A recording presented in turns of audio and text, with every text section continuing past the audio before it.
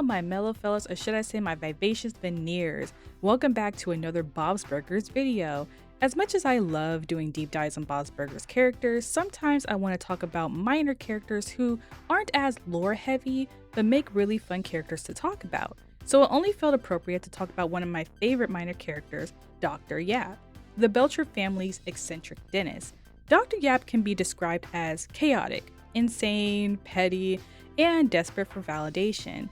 So of course, he's one of my favorites. Just like Mr. Ambrose, Dr. Yap is just a really funny, chaotic person. He spices up any episode he's featured in, and I love him so much. He's jealous, lonely, and has no self-awareness, and is very territorial of his things. But above all, Dr. Yap is hilarious. Whenever Dr. Yap is involved, you know it's going to be a fun episode. He is one of the most flexible side characters in the show because of his personality. Dr. Yap's personality can range from friendly and accommodating to extremely spiteful and vengeful. He can be both a friend of the family and a menace to society in the very same episode.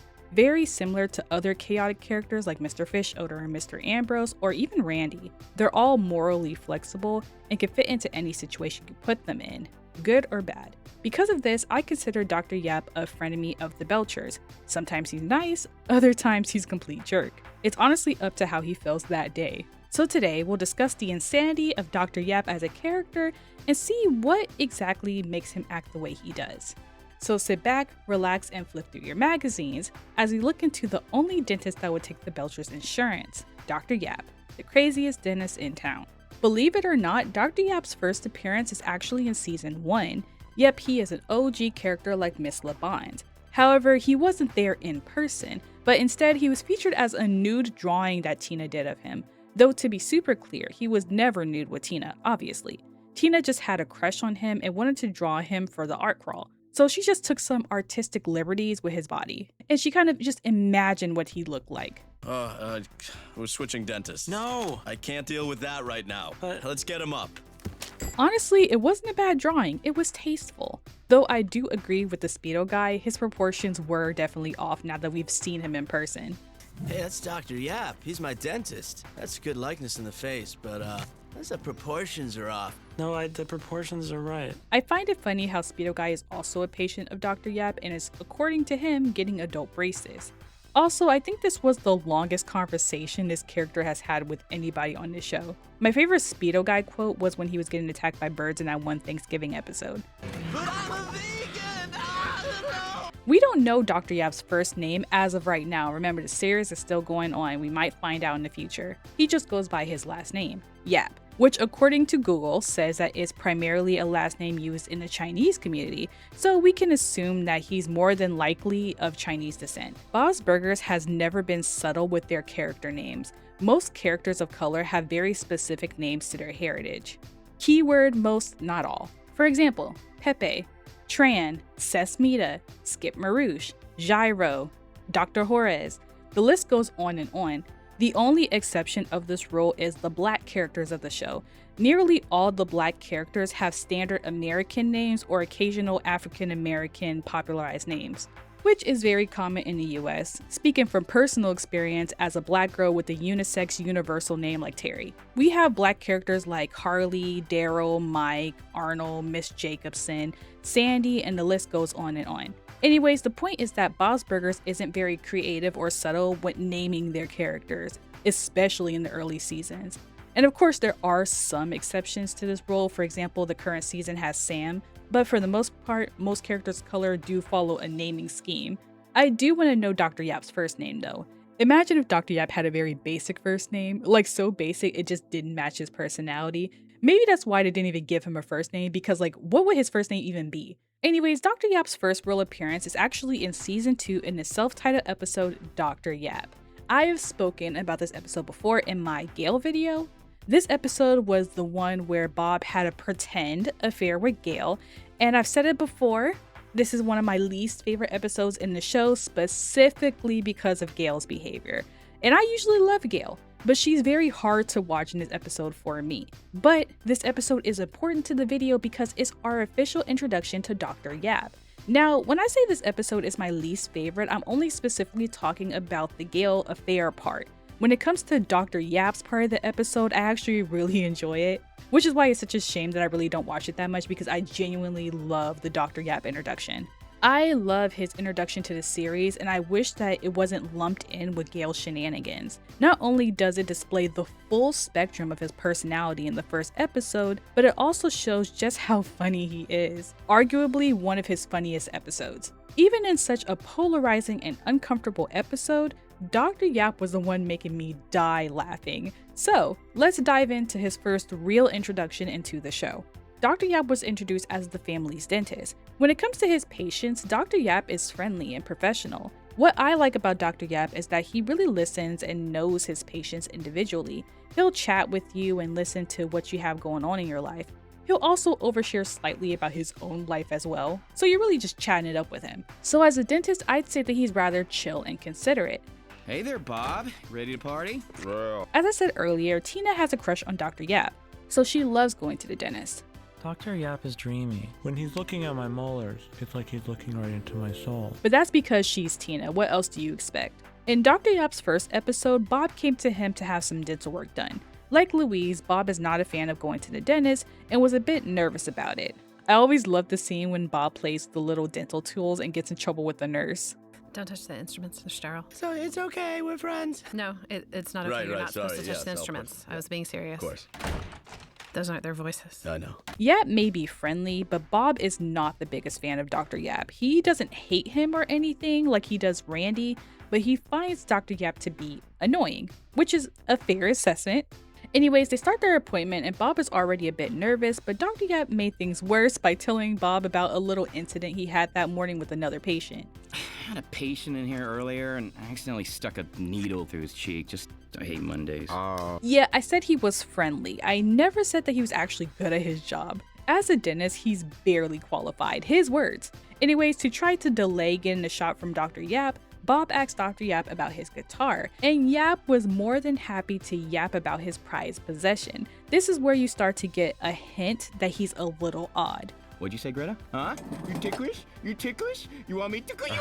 You want me to tickle you? You have a really great relationship with your guitar. At the very least, Dr. Yap is a decent guitar player.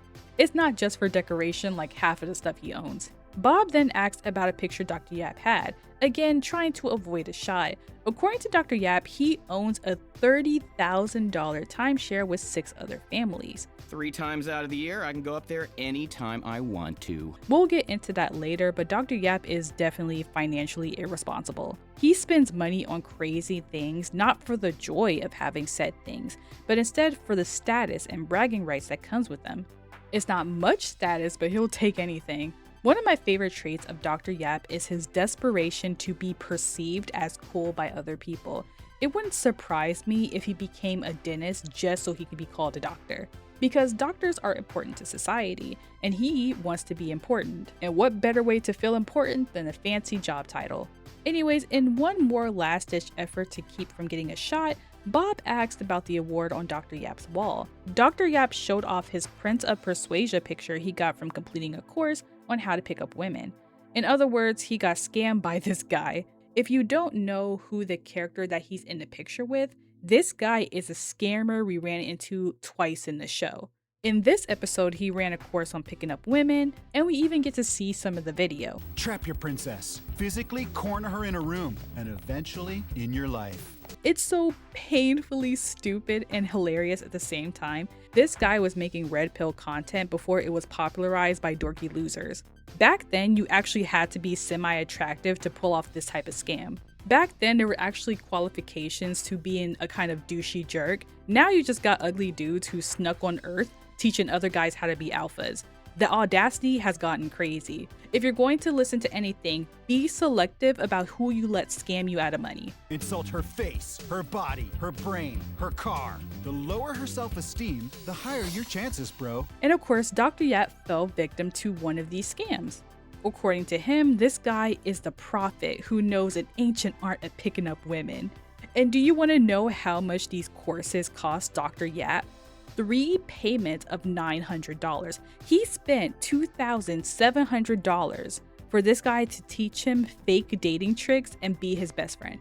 Even Bob was flabbergasted by this. $900? That's right, Bob. Your negligent flossing habits are funding my one-way ticket to Pound Town. These type of programs were designed to prey on people's loneliness and insecurities, and Dr. Yap is the perfect sucker for this. What's funny is that when this scam dried up, the Prince of Persuasia moved on to scamming children. This guy is the same guy who ran the baseball scam with Gene and the other kids in season 3. Linda, Jimmy Pesto, and Sylvester all sent their kids to his fake sports camp to learn how to play baseball. Instead of being called the Prince of Persuasion like he was in this episode, he went by another name, the Deuce of Diamonds. Now he's deucing it.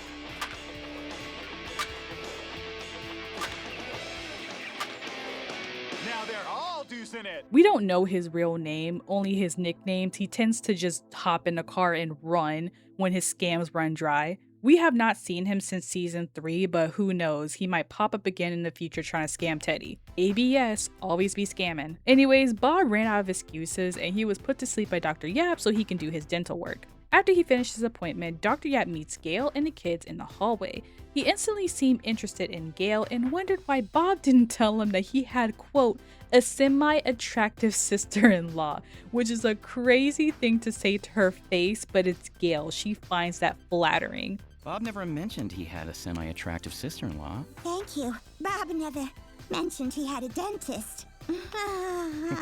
After this interaction, highly immoral shenanigans ensue.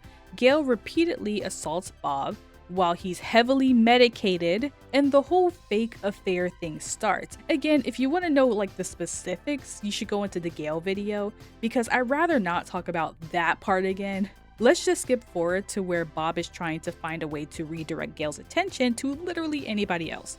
While back in the dentist's office, Yap is asking Bob about his weekend plans. Dr. Yap was planning to go to the mountains to ski like he usually does on the weekends. He invited his new hygienist, but she'd already quit. She was already tired of his shenanigans. One thing about Dr. Yap is that he goes through a lot of employees. People do not enjoy his company. The turnover rates there are high. And another thing about Dr. Yap, he will always go skiing. No matter what, he will be at that ski lounge. He loves to ski more than anything. It is a subject that comes up with him over and over again. Anyways, Dr. Yap kindly offers to let the Belchers go if they want to. Unprompted, it was just a really nice thing for him to do. You guys could go up if you want. You practically paid for half of it. Bob declined because Gail was there visiting, and hearing Gail was still there piqued Dr. Yap's interest. You mean the amateur brunette mature that picked you up?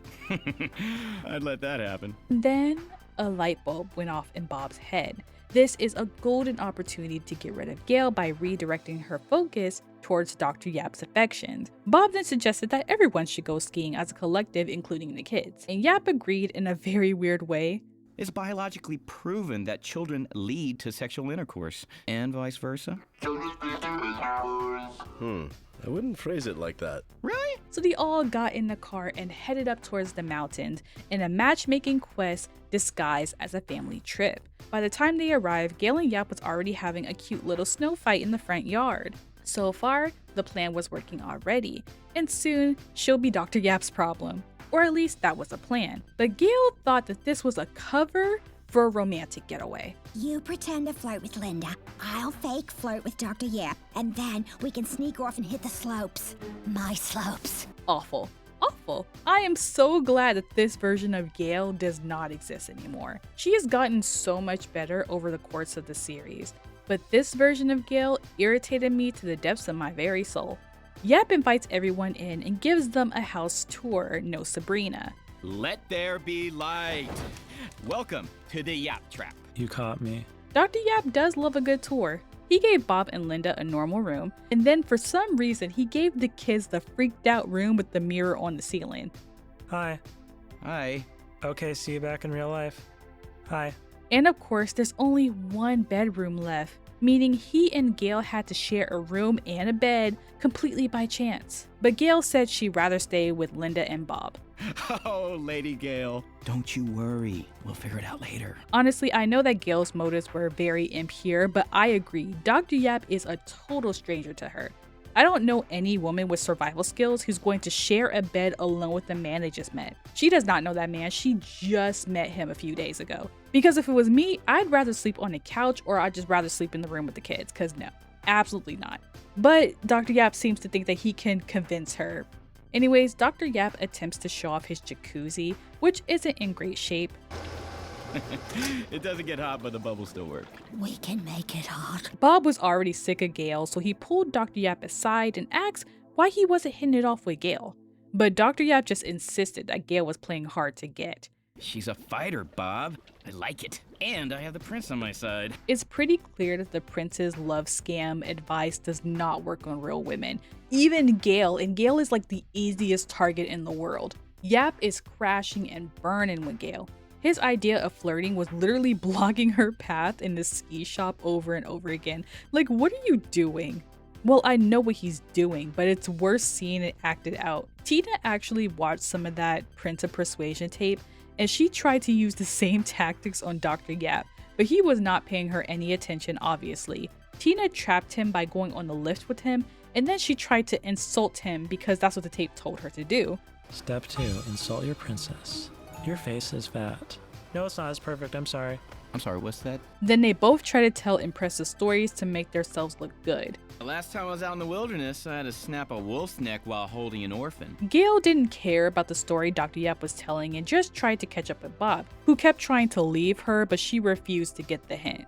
And Tina did the same trick on Dr. Yap, but he was too focused on Gail to listen to Tina's attempts at flirting. One time, in PE, I beat a dog at basketball. Playing hard to get, I see. Playing hard to get, I see. Bob accidentally went off course, and of course, Gail followed him, which made Dr. Yap follow her. I'll just follow your insatiate trail. Bob crashed and accidentally broke his tooth on a jawbreaker, and that's when Gail appeared to again sexually harass Bob.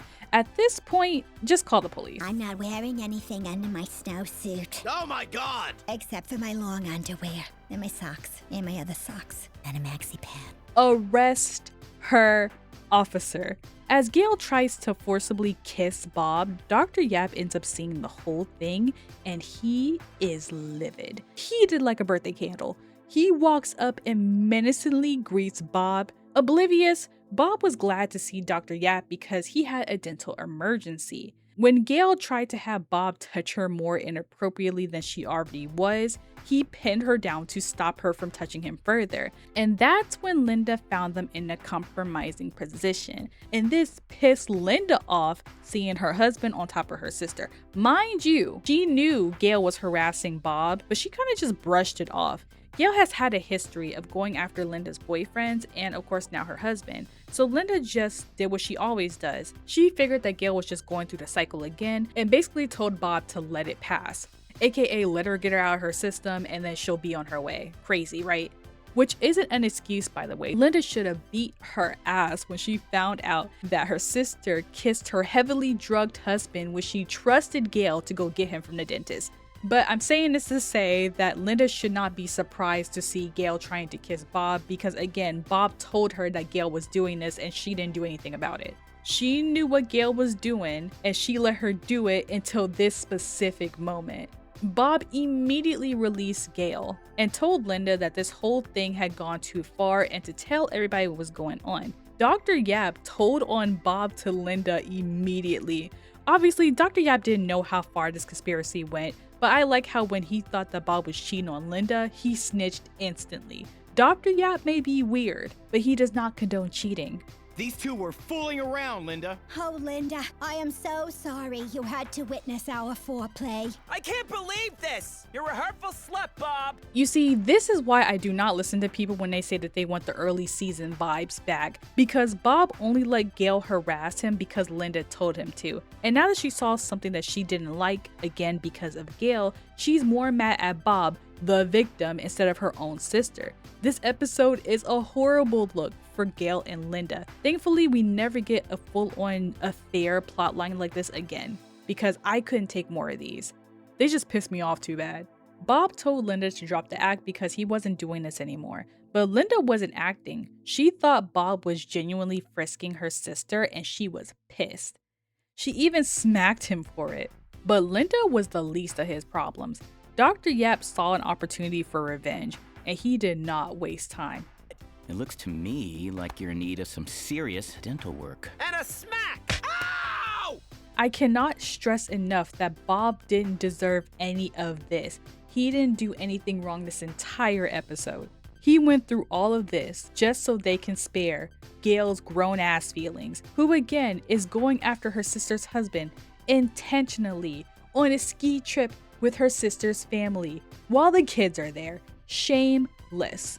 And now Bob is the one who has to suffer through Dr. Yap's vengeful side. Throughout this episode, Yap has been rather pleasant. Sure, he's stupid, but he's friendly and chill for the most part. But one thing most people don't know until they see for themselves is that Dr. Yap gets active.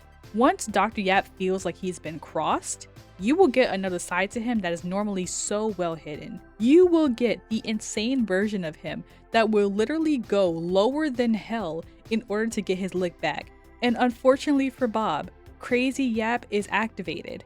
I don't have any Novocaine with me, Bob, so unfortunately for you, you'll be experiencing some pain. The vibes were very spooky. Crazy Yap does not play games, he solves problems. And unfortunately for Bob, he was a problem that needed to be solved. And Dr. Yap is going to be the one to solve it. We're two princes, Bob, and we're going after the same princess, but only one of us has pliers. Why'd you kiss me? Dr. Yap kissed him on the forehead, gave him a literal kiss of death before pulling a tooth out of Bob's mouth, unmedicated, with a satisfied smirk on his face. That man took immense pleasure in causing Bob tremendous pain in front of his entire family. That man is insane, too insane for even Tina to love. Dr. Yap, earlier today I fell for you, but after watching you torture my father, I think we should just be friends, with dental benefits. Okay. But at least Tina let him down gently. Obviously, he did not care. After he took out the alleged competition, Yap went over to Gail and tried to claim his princess, I suppose. Now that Bob's out of the picture, maybe you and I could hop in the jacuzzi for a nice cold dip, Let me know when Bob wakes up. After being rejected yet again, Dr. Yap breaks down into tears. He did all 3 skips the scammer taught him, and unsurprisingly, it did not work on the most easiest target of all. And Dr. Yap took this very personally and claimed that nobody likes him, which isn't exactly a lie, but he was really sad about it. Shh, little baby. You don't worry about Gail, okay? You're a good guy. You're a real catch. No! When Bob finally gained consciousness, Dr. Yap confronted Bob. He pointed out that Bob felt like Linda wasn't enough for him, so he had to go take Gail too. But Bob told him that if he dropped those Prince of Persuasion tactics, then maybe Gail would have paid attention to him. Clocked. Boom. Dr. Yap tried to counter this argument by saying that Linda was interested in him and wanted to get into his petite little snowsuit, which obviously was not true, but he just wanted to one-up Bob. When Gail heard that Linda was in love with Dr. Yap, this piqued her treacherous instincts. Linda noticed this and leaned into the lie, claiming that she was in love with Dr. Yap, and Gail, being the biggest flightless bird in the park, suddenly claimed to be in love with Dr. Yap. I'm in love with him. I knew it from the moment we met that this short, weird, musky dentist was the man of my dreams. Makes sense. I swear, Gail got away with murder in the early seasons. They fought over him, and Dr. Yap was loving every bit of this attention. That crying before sucked right back up. He was happy right now. Who wants me more? Don't be gentle. Gail wins the tug of war, and they walked away together in blissful happiness, I guess. I don't know. Linda was satisfied with this conclusion, but Bob pointed out that he was slapped and lost a tooth over all of this. When I saw her on top of my Bobby kissing him and touching him, I went mental. Well, I'll never kiss your sister again. I love Gail, truly, but some people need to get dragged across the floor just one good time. Just one good time. This was one of those times. Bob reminded Linda that she was the one who put him up to this, and she basically says that she just didn't like seeing it with her own eyes. But at least they got a free ski trip. And that was the end of Dr. Yap's first official episode. I'll have you guys know, I felt tortured having to endure this episode again, but at least we get to see the full spectrum of Dr. Yap's personality. The friendly yet unlikable personality, the potent desperation of his love life, the constant need for validation, and the deep insecurity, plus buying things for status sake, and of course, the deep and vengeful side of his personality. Dr. Yap is a loser in the same way that Mr. Frond is a loser. They both try to be cool and likable so badly, but everyone around them can just smell the inauthenticity and the desperation a mile away, and it pushes people away from them even more, which creates a cycle between their desperate need to be validated and the loneliness it results in. They're both socially inept and try to fix it by being cool. And in Dr. Yap's case, it's doing things like becoming a doctor, owning a timeshare, a cool guitar, a car made from cool parts, or trying to mimic a guy that he perceived as cool. But most people see through all the posturing and just see Dr. Yap at his core. A sad, lonely, desperate guy who craves respect, adoration, love, and attention. He's a man who lacks any real connection in his life because he's too busy trying to be something that he just isn't. Just like Bob said, he'd be liked way more if he was just himself. But Dr. Yap, at the end of the day, enjoys the performance of being the cool guy, mostly because he uses it as a shield for his own insecurities. The fact that all of this is present in his very first episode is a masterclass in writing a character, because these traits are built upon and reinforced in the upcoming episodes that we're going to talk about. Even though I'm not a fan of his first episode, it gives such a strong foundation to who he is as a character at his core. Dr. Yap has more screen time than the average side character. He actually has multiple episodes where he is the center of the events in the story. In fact, Dr. Yap has a very unique approach to how he deals with the Belcher adults versus how he deals with the Belcher children. He is crazy to everybody, but there definitely is some distinction. The kids get his PG-13 version of his sanity. He still antagonizes them, but he's still mindful of their age. He doesn't go too overboard with them because in his own weird way, he still cares about them. On the other hand, with the adults, they get full Yap. As you saw in his introduction episode, he's willing to do incredibly harmful and insane things just to prove his point.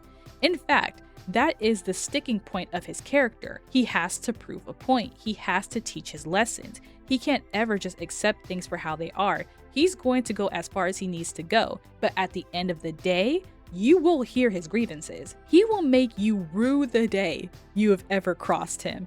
And that dichotomy between his chill side and his evil dentist side is what makes him so funny as a character. You never know what you're going to get with him. Anyways, let's talk about these two dynamics. First, let's talk about Dr. Yap's relationship with the Belcher adults. The first episode sums up his general feelings about each Belcher adult. Yap and Linda are for the most part rather chill. So far in the show, they've never had any personal beef. Remember, it was Linda who was comforting Yap when he was throwing a fit about Gail. Nobody likes me. Aww, people like you. They're not close by any means, but they have a nice rapport with each other. Linda enjoys going to the dentist and filling Dr. Yap in on her life, and he does listen to her little life updates. In fact, we'll see later how he even weaponizes the information that Linda told him during one of her appointments to use against the children. Anyways, Dr. Yap and Linda has a very positive relationship. On the other hand, Bob and Yap have a very Dr. Jekyll and Mr. Hyde relationship, where sometimes they're bros. They help each other out, give each other advice, and even joke around. On the flip side, Bob has been the recipient of the worst version of Dr. Yap. He literally pulled out Bob's tooth with pliers on their first episode together. I'm not sure how they ever got past that, honestly. And while Dr. Yap never does anything quite that extreme ever again on the show, so far, he still has some pretty crazy moments with Bob. Their relationship is very hot and cold. It really all depends on Dr. Yap's mood that day. Will he be good or will he be a menace? It's a toss-up. And the only way for you guys to see exactly what I mean, we just have to go through the episodes. So let's start off with the next time we see Dr. Yap, and that is in the episode, My Big Fat Greek Bob. This episode isn't one I get to talk about very much, but it's an episode that I always loved watching. The sheer absurdity of this episode is why it's so fun. We start the episode with Bob going off to work at a college frat house as the chef. He was filling in for his friend Pepe for the week. If you don't remember Pepe, I really don't blame you. Bob had a small circle of chef friends in the early seasons. There was Pepe, Tran, and Reggie. Pepe was the one who got his place shut down by the food critic in the Moody Foodie episode. Out of that small friend group, the only person we get to see on a regular basis is Reggie. The other two have kind of phased out of the show, at least for now. Who knows if they'll pop up again. One thing about the show, they will pull out a character you haven't thought about in a million years for some random plot point. Truthfully, I kind of miss Gyro. I love Gyro, I miss him. Anyways, Bob wasn't excited about going. He only wanted to do his friend a favor and he needed the money. I don't really see what's fun about being ordered around by a bunch of frat boys. I can explain it. That's okay, Tina. But when Bob got to the fraternity, it wasn't what he expected. He expected a bunch of rich kids who would order him around. But when he arrived, he realized that he was cooking for a far less popular fraternity. Looks like you guys got TP'd. Yeah, the Alpha House likes to prank us. Joke's on them, though. Free toilet paper for us. Oh, yeah. Tough to roll it back up, though. Here, we meet Pud, the beta president, as well as Turd, and Hefty Jeff, the historian. A historian who is totally knowledgeable about this fraternity. Ask me anything about the history of this frat. Okay. When was it founded? Crap, ask me something else. Bob sees that there's not a lot of people here. It turns out this is the least popular fraternity on campus. But these guys don't seem too hung up on it. Our motto is, if you rushed us, you'd be pledged by now. Hey, worked on me. We haze with hugs. Some good huggers in this group. Girls never come here. Bob does his job and grills a couple of burgers for lunch. And of course, his burgers get rave reviews from the president. This burger is superb. What'd you put in there? Spices? A few. You deserve a beer. Follow me to the fellowship room. Fellowship room! Fellowship room! Bob has a few drinks with the guys and gets to know them. They mostly drink, play games, and all that good stuff. Bob notices something called the Slow Hand Crooner Corner and asks the guys about it. But as soon as he did bring it up, the immediate reaction was negative. Here's the lore. Slow Hand is a fraternity member that graduated many years ago. But instead of just moving on with his life, he frequently visits and inserts himself into the current fraternity's life. Most of the members, like Hefty Jeff and Turd, are deeply annoyed with this older guy coming in to meddle in their fraternity. But Pud reminds them that while Slowhand is definitely annoying, he's also a very generous alum. He constantly buys them things like the karaoke machines they use for parties. But of course, this will all come back later. Gee, I wonder who this desperate guy is, who's always coming back to this fraternity to annoy these kids. I wonder who it is. Moving on, this is where we're introduced to Beta, the mascot for the fraternity. Only a true brother may drink from him. You drink from him? I ate Indian food out of him once, but you're not supposed to. Pud then asks Bob if he can drive them somewhere. You see, Pud and his friends wanted to supposedly go to the library. They were supposed to wait for someone else, but they decided to just do it now. Bob was very confused, but agreed to drive them. Bob drives them there, but the energy was a bit off for a trip to the library. I'm really nervous. The library must be different than how I'm imagining it. They stop at the Alpha fraternity, and that's when Bob realizes that they are not going to the library at all. They were actually stopping to pull a prank on the Alphas. And of course, they made Bob the getaway driver. What's funny is how many times Bob was either the getaway driver or the passenger for a getaway drive. He was one for Edith, the turkey, this, and the candy cane truck. He was also a passenger when Teddy drove away in the golf cart. I find it pretty funny. But you know what isn't funny? This lame prank they were trying to do on the Alphas. What are they doing with that fish and that air conditioner? Oh, they're putting the fish in the air conditioner. That's a good prank, kind of. No, it's not. Those boys barely stepped a toe in the car before they were stopped by campus security. The boys freaked out, but Bob handled the situation by saying he was teaching them a class on creative driving. It's a special, Elective. Pass-fail. It's pass-fail, but that's unnecessary information. You're an adjunct professor. I got it. They got away with it, and Bob was declared a hero of the fraternity. As a reward, he was given the honor, no, the privilege, no, the honor, to drink beer at a beta. Which end do I drink from? Dealer's choice. I guess I'll do mouth. You don't know what you're missing from the butt, Bob. All right, I'll do butt. One butt shot led to another and another until Bob was doing karaoke with the bros. And let me tell you, Bob was having a time. I hope you feel it. Do you feel it? After a night of fun, Bob wanted to go back to the fraternity early the next day. Yes, to cook, but also to hang out with the guys. Bob was having so much fun that he started to regret not going to college when he was younger. Come on, it's not like you ended up flipping burgers. Oh, wait. Linda suggested for him to take the kids along, and he did. And you know who was the most excited? Our lover girl, Tina. A house full of boys? I can't go, I have plans. Just kidding, let's go. When Bob came back to the fraternity, he was met with excited cheers from the guys. Bob greeted them excitedly as well as introduced his kids. Jean appreciated the mess, Louise appreciated the couch fort, and Tina appreciated the boys. This is the biggest man cave ever, and Tina's going spelunking. No, Tina, no. Before the Belchers could get too comfortable, Pud warned Bob that Slowhand was here and he was bringing down the mood drastically. And now, my very astute children, who do you think Slowhand is? Who could possibly be the subject of this episode, I wonder?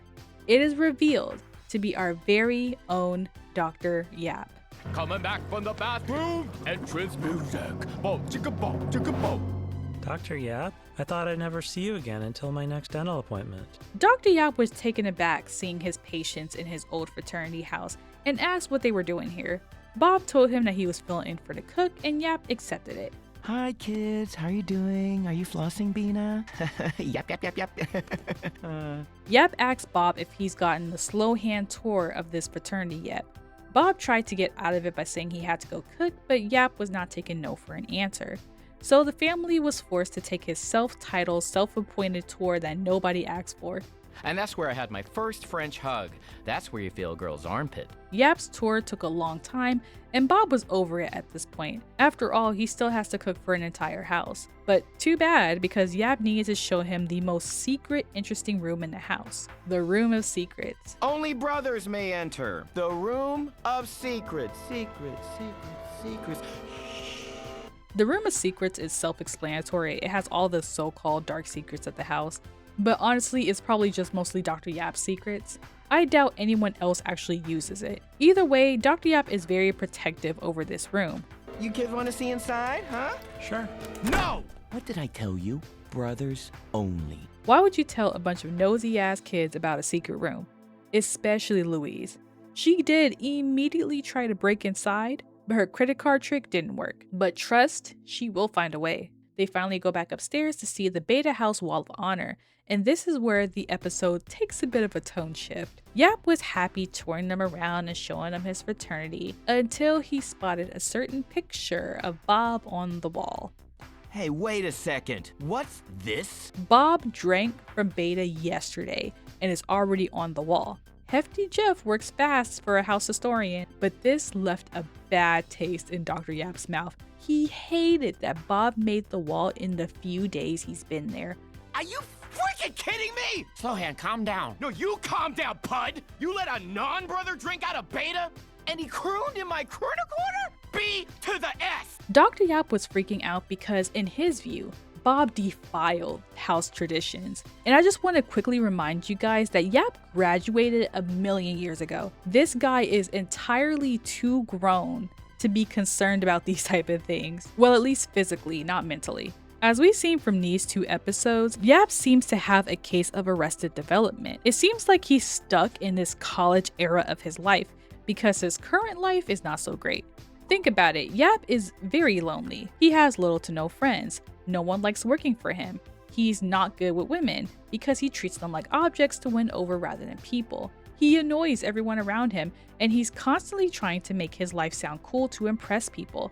That is college kid behavior, stuck in an insecure, grown body. He never fully grew out of that phase in his life, and this fraternity was probably the only time in his life where he felt a sense of community, even if the community was by proxy rather than genuine bond. But here's the thing, I don't think he was even popular in the frat house when he was attending school there, because if he was, he'd still have friends from that era.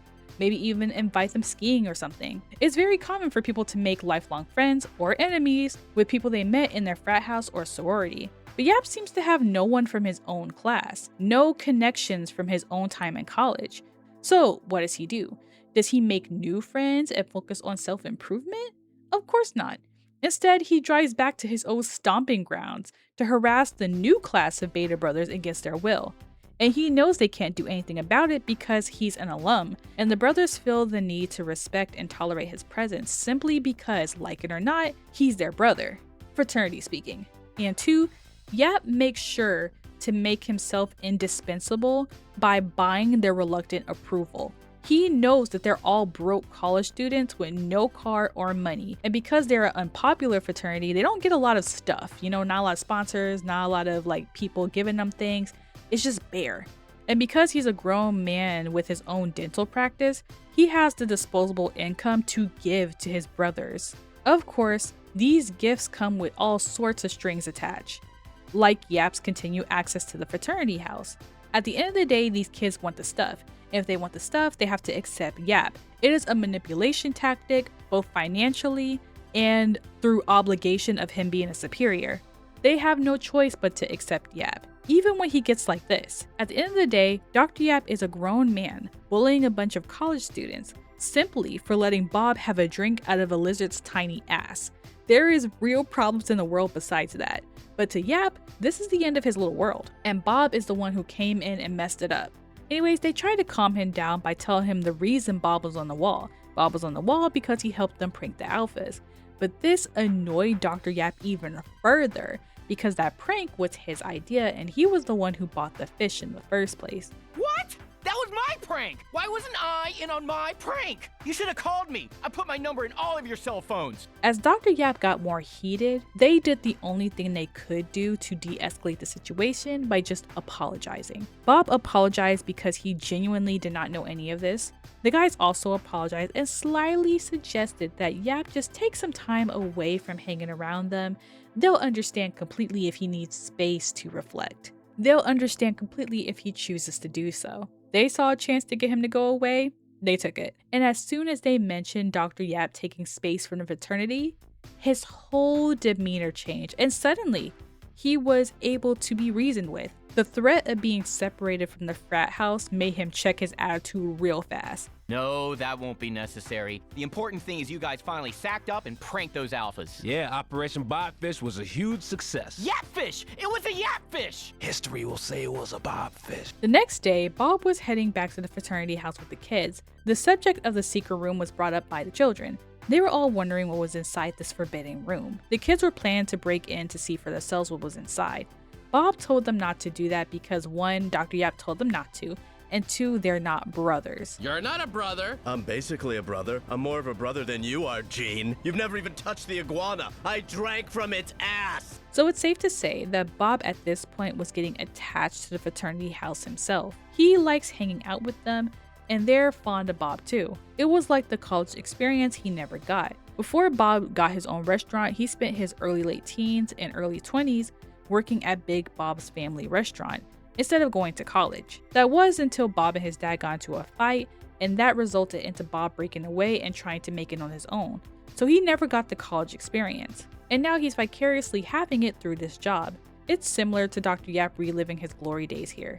Speaking of Yap, they opened the door to the fraternity house only to find Yap was beaten, shaved, and graffitied by the alphas. This prank war took a drastic and violent turn.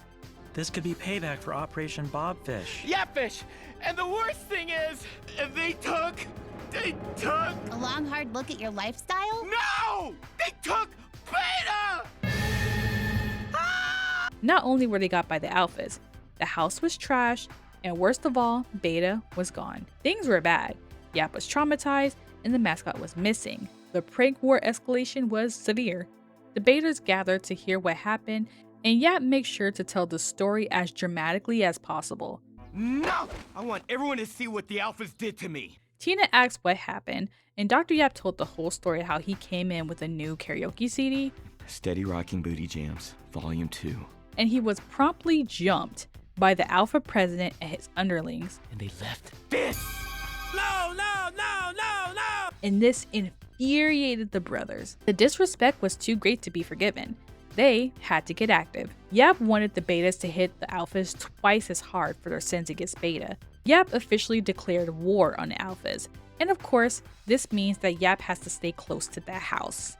And if that means I need to move back into the house for the foreseeable future, so be it. And it does mean that. Oh, okay. Get my room ready, turd! Bob then volunteers to help. After all, he's an honorary brother. He feels just as wronged as everyone else. The guys were excited for Bob's help, but Yap clearly didn't want Bob to join in the moment of brotherhood. We probably won't need you at all, Bob. I'll do whatever. I'm in it for the long haul, brother. The guys cheered on Bob, saying how much they needed him, and Yap reluctantly agreed because he was outnumbered. Bob has been there for like half a week and he's already won the entire house over. Meanwhile, Yap had been trying to buy their love for years. I know he was heated. All that trying, and Bob's still more popular than him after a week. At that point, the problem was clear that it was 100% Yap and his personality. Either way, Yap was forced to accept Bob as a brother in arms, against a bunch of teens and 20-somethings. Yeah, we need Bob now more than ever. Yeah, Bob's one of us. All right, it's fine. Thanks, Bob. You're in. Let's get up! Yeah! While the guys stormed out, the kids of course launched a plan to break into the secret room. We get a montage of the betas repeatedly pranking the alphas with prank after prank. After each offense, the alpha will send a picture of their precious beta in different costumes or beta on a toilet. So while the betas were constantly pranking the alphas just sent back compromising pictures of their mascot. And Dr. Yap and Bob were at the center of all of this. But there is something to note here. The alphas sent pictures back, but they didn't physically prank the betas. Not once did we see an alpha member do anything with our own eyes. That's suspicious. That's weird. Because of all their pranking, the betas got sent a probationary notice due to the constant harassment and property damage. This letter came directly from Nadine himself, so this was serious business. Stupid Dean Dixon, I hate that guy. Is it a guy? He's the dean. He's nice. You would think that this was a clear sign to stop. That risking your academic career over a prank war is definitely not worth it, especially considering all the time and money spent going to college. But here comes already graduated with a paying job Yap, still encouraging the boys to keep the prank war going. Well, probation or not, this isn't over until we show the alphas they can't get away with disrespecting our lizard. The guys weren't sure about continuing the war. After all, Pud is one semester away from graduating. But Bob surprisingly downplayed the situation too. It is important to note that this is early seasons Bob. Bob was not nearly as sensible as he is now. He was encouraging the war alongside Dr. Yap. Listen to Bob, even though he's technically not even a brother. Two fully grown men with careers steered the college kids off a ledge. And because Bob was trusted and respected, the boys actually listened to Bob's endorsement of Yap. Even if Yap hated that they loved Bob so much, he needed this prank war to continue so that he can be a part of something. Again, that need for community leads him to make these type of absurd decisions. And Bob is unfortunately too caught up in the cult of brotherhood to think about the implications that this can cause to kids. And I keep saying kids because that's what these guys are to older guys like Yap and Bob. Kids. They're both around like 20 years their senior. They're kids to them. But again, they're too lost in the sauce, and the guys are following them to their doom. Well, if Bob's on board. You know I'm on board, T-Bird. Yeah, Bebo. The BT Express. Shoot, shoot. It's funny that he called him T-Bird because they repurposed that name for Zeke to call Tina. Yap calls attention to the brothers to present Operation Spit Take, his foolproof plan to get back at the betas once and for all. The dean was hosting a banquet to honor those who've done community service around the campus, and the special award was going to the Alpha president who's done some great charity work during his time there. Getting a special award for their so-called dedication to raising thousands of dollars for cancer research. Oh, come on! But what this douchebot doesn't know is that an award for fighting cancer isn't all he's going to get tonight. Booing cancer research is a choice. They all band together and head out to sabotage this beautiful ceremony of kindness with their spit prank. In front of a dean, by the way. That part is very important. Meanwhile, the kids found their way into the room of secrets using a laundry chute. The kids look around and didn't find much at all. Just pictures of past brothers, a box of dirty magazines. Here's a magazine about jugs. Their secret is they love pottery? And not much else. That wasn't until Tina took Dr. Yap's class picture off the wall to get a better look at him as a youngster. And what do they find? Beta, along with the camera and costumes he's been putting on it. Beta wasn't kidnapped at all. And more importantly, the alphas are innocent. They were just minding their business and doing charity work. Dr. Yap has been setting up this whole thing. Bob caught the kids leaving the room of secrets and was surprised to see that Beta was safe and sound. I mean, he's dead, but his body is safe. This is when Bob was connecting the dots and realized that Yap was lying his ass off. he wouldn't. He would. He would. He would. Who would? Dr. Yap. Oh yeah, he would. Bob realized that he had to stop this prank war. He only just absorbed the consequences of the guys being caught up in this elaborate prank in front of the dean. The fact that Bob is only now concerned that the kids are going to get kicked out of school is very telling. I love Bob, but he's equally, if not maybe even more, responsible for letting it get this far.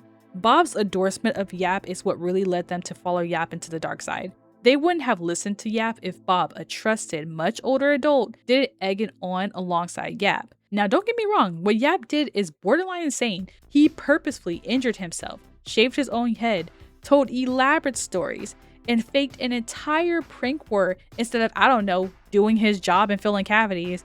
He has zero excuse for any of this besides pure selfishness and a desperate need for therapy and possibly medication. But the beta's blind trust in Bob's cosign made them follow Yap without question because they were following Bob without question because they loved Bob. They trusted Bob, which means that they inadvertently trusted Yap. And that's why I hold Bob just as responsible for how far this got. Either way, he's going to have to stop it now. Bob zooms to the event, hoping to catch them before the prank is set off.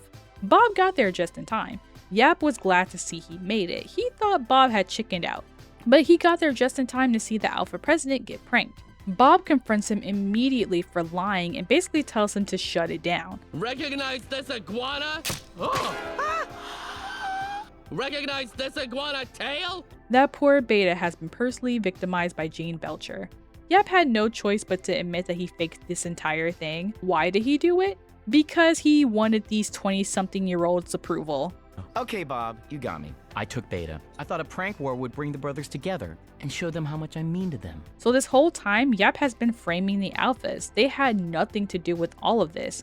And the worst part is that this goes back further than what's been going on in this episode. The alphas didn't know the betas at all.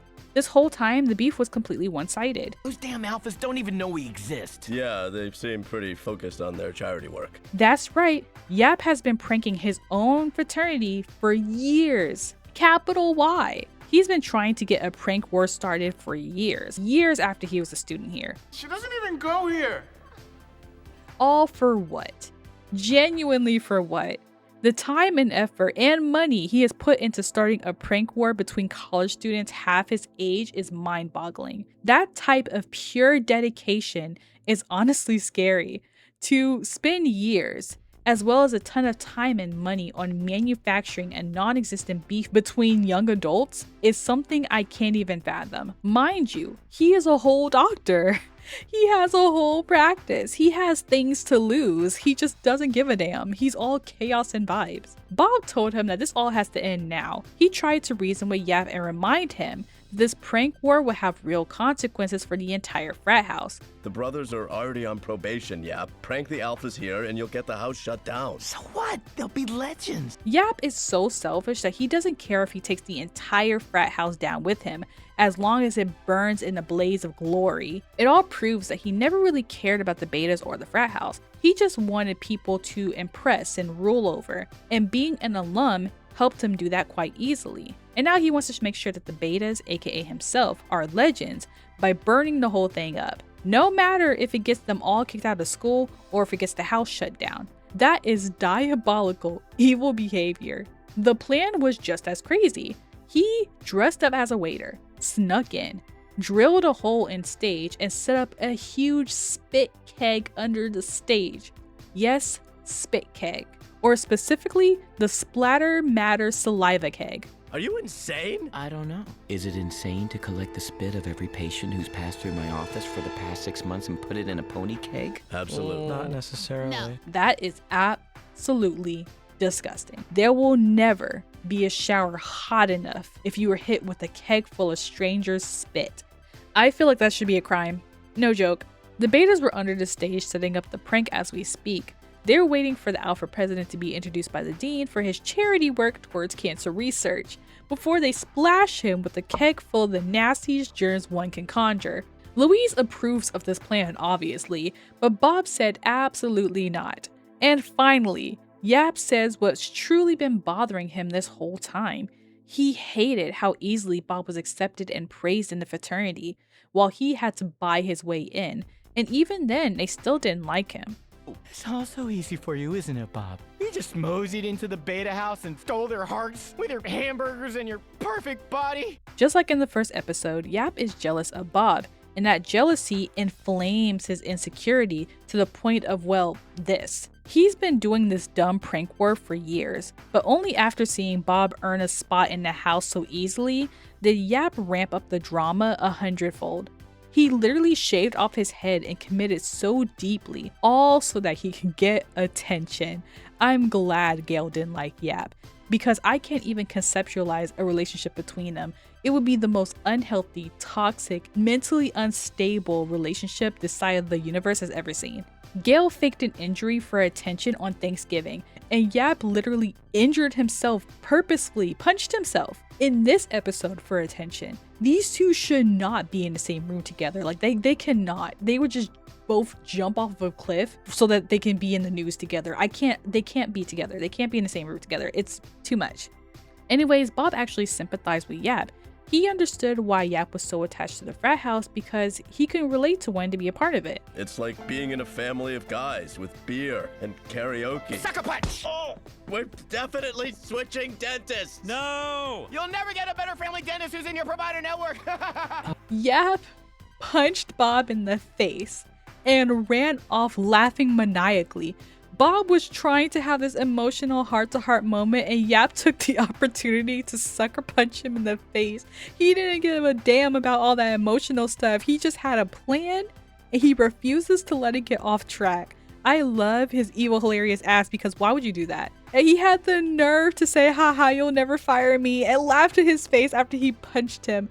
I don't know how he fits all that maniacal energy into that petite frame of his.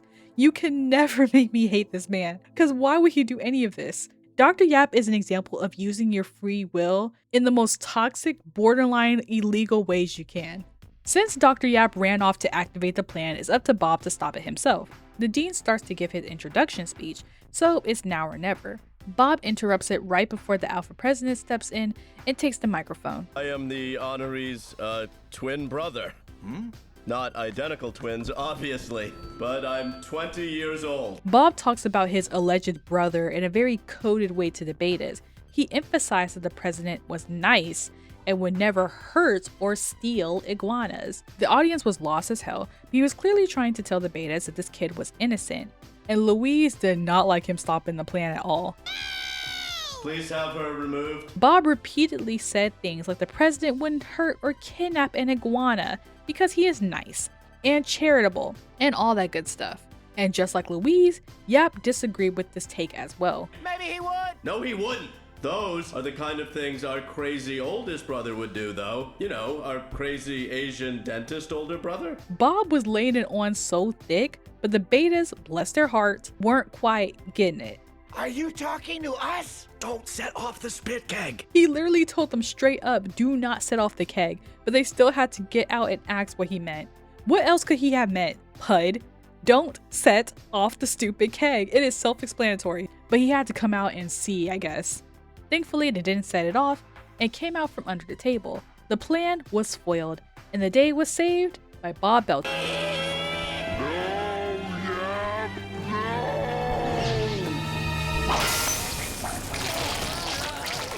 Okay, so scratch that. The plan went through just with a different target. Yap said, I'm leaving here with something. He got the whole table, but mostly Bob. That spit cake found a target one way or another, and Bob was the victim of Dr. Yap yet again. Dr. Yap said, you dare ruin my plans? I got something for you. And by the grace of goddesses, Yap was finally taken away by campus authorities. I did it! Betas! Yap, yap, yap, yap, yap, yap, yap, yap, yap, yap, yap, yap, yap, yap, yap, yap, yap. By the way, this episode was the birth of his catchphrase, him just saying yap over and over again, which is really fun to say. I catch myself doing it all the time. It's fun, you should try it. Anyways, Bob brought the guys over to the restaurant. I brought the guys for burgers. I've kind of been forgetting to feed them. Also, there's a bunch of cougars in the restaurant, but that's related to the B plot with Linda and Gretchen. We found out that Bob and Yap were both banned from campus, which was fair enough. But they thanked Bob for finally getting rid of Dr. Yap for them. With that guy banned from the frat, my GPA might go up. Yeah, sorry Yap called you a nerd for doing homework, and that I said I agreed with him. The cougars were pouncing, the guys were afraid, and Gretchen was throwing it back on a confused 20-year-old, then wondered why he wasn't catching it. How do you like that? Why are none of these guys interested? Girl, he is too young to know what to do with all that. Relax. Now that I think about it, I really don't know how old Gretchen is. A crazy end to a Diabolical episode. Where do I even start with this one? I cannot fathom which of these two episodes was crazier. On one hand, pulling Bob's tooth out with pliers was enough for me to certify him as insane. But the level of planning and immoral behavior in this episode was downright wicked. Saving spit from his patients for months, fiendish. Faking a prank war for years, abysmal. But injuring himself and nearly getting the entire house of students kicked out, downright dastardly. Dr. Yap is a villain to his core, and I'm so thankful for it.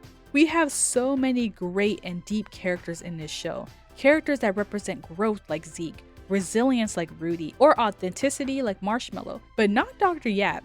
He is just chaos and vibes. And I love that for him. I always look forward to seeing him in any context. Dr. Yap's split personality is so entertaining to watch because he's absolutely crazy when he wants to be, but he also can be rather chill normally. With Dr. Yap, there has to be a reason he flips out on people.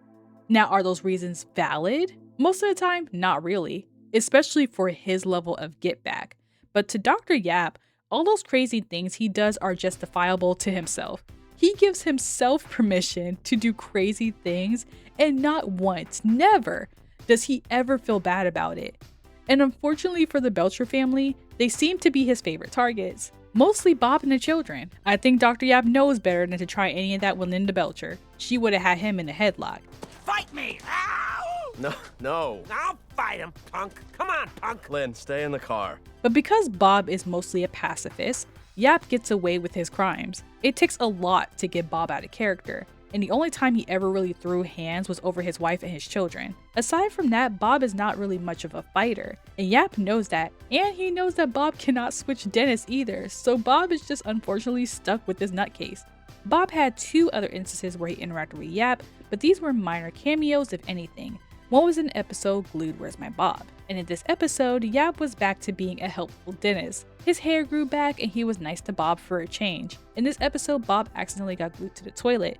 Nothing they were doing was working to get Bob off, so Louise called the only doctor she knew. What's happening? Dr. Yap's in the bathroom. Yap? Bob was confused on why Louise would call their dentist of all people, and Louise's logic was that he's a type of doctor so he'd be helpful. And a doctor is a type of dentist. That is not true. Dr. Yap told Bob that he works with adhesives and solvents every day, so he's exactly the guy that can help. He even knew a dental solvent that could break down the glue quickly and painlessly, but there was an issue with his plan. One problem? I do not currently have any. But what I could do is get the necessary certifications, put in an order, and have some delivered in the next 2 or 3 months. So, should I just go ahead and do that? I feel like at this point, he's rage baiting Bob. What does he expect for Bob to do? Wait months on the toilet to get the solvent? Completely illogical.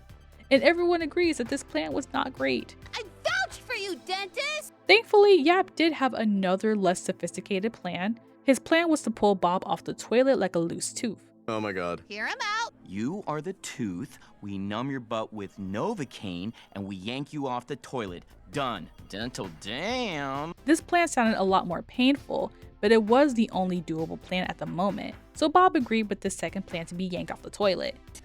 Yap. All right, let's numb that bum. They numbed him. You feel that? Huh? You feel that? Gene, stop. They mentally prepared him. 1. Oh my god. 2. Buckle my shoe. Sorry, couldn't resist. And 3. And then they pulled. He yelled, and it didn't work. The guys from Coaster arrived. It was a bit of a disaster, but they ended up turning the whole thing around. That's like a different part. That doesn't really matter. Yap cheered on Bob, hugged Teddy, and then Bob was finally free from the toilet. This was the first episode we talked about where Yap was just normal. He didn't have a huge part of it, so maybe that's why. He came to help, and he sorta did. But I will say this is the third time he participated in hurting Bob, but this was the first time it was for a good reason. This was just a quick cameo from Yap, but it also solidifies both his yaps and his bathroom song. We have one more cameo where Yap interacts with Bob. and it was an episode Sleeping with the Enemy, the episode where Tammy stays over with the Belchers. The B plot of the episode was Gene losing his baby tooth. Linda had been collecting his baby teeth ever since he was a little kid, and this will complete the set, as she puts it. But the problem was that Gene accidentally lost his baby tooth. They thought about telling Linda. Oh, you mean my perfect little G mouth in a jar? Sometimes I talk to it. And if I bury it in the woods, I bet a little boy would come up. What about it? Nothing. I forgot. But they quickly sided against it. So instead, they decided to go get a tooth from somewhere else. Gene tried to get one from Peter Pescadero, but as usual, he did not come through. What is new with that guy? He's all drama. So they decided to get one from the only person they knew who had disposable teeth, Dr. Yap. They tried to go to his office, but he insisted on meeting across the street at the coffee shop. Like, really insisted. But I said coffee shop. They have booths and light jazz. It's super nice. That jazz better be damn light, buddy. They met over there as instructed, and he showed them his inventory, which was a bunch of old, gross teeth. They were confused because they wanted baby teeth. But Dr. Yap is a dentist, not the tooth fairy. I don't extract baby teeth, Bob. I yank gross, diseased adult teeth. Bob picked a tooth and they negotiated a fair price. all right, how much? Whatever you think is fair. Free? Let's say $50. I'll give you 10. Deal. And that was the end of his cameo. But it's another calm cameo from our favorite dentist. Not too much to say here, so let's just move on.